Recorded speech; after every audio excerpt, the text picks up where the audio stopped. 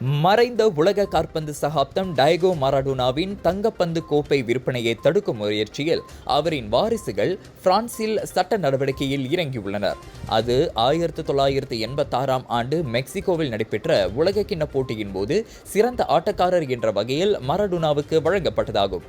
ஆனால் பல தசாப்தங்களாக எப்படியோ காணாமல் போன அக்கோப்பை பிறகு பிரான்ஸ் தலைநகர் பாரிஸில் பழங்கால பொருட்களை விற்கும் வியாபாரியால் கண்டெடுக்கப்பட்டது. உலக புகழ்பெற்ற அக்கோப்பை பாரிஸுக்கு சற்று தொலைவில் உள்ள இடம் ஒன்றில் வரும் ஜூன் 6ஆம் தேதி ஏலத்தில் விடப்படவிருக்கிறது.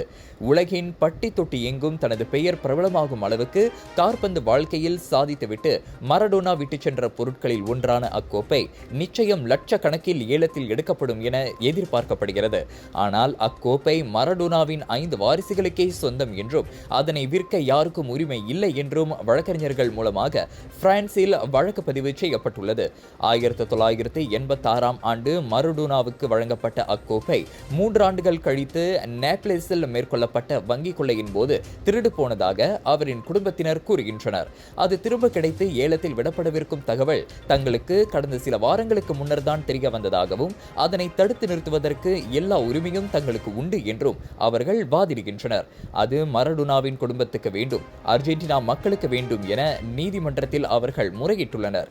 இந்நிலையில் அந்த ஏலம் தொடருமா அல்லது மரடோனாவின் குடும்பம் தனது முயற்சியில் வெற்றி பெறுமா என்பதை மே 30ஆம் தேதி நீதிமன்றம் முடிவு செய்யவிருக்கிறது.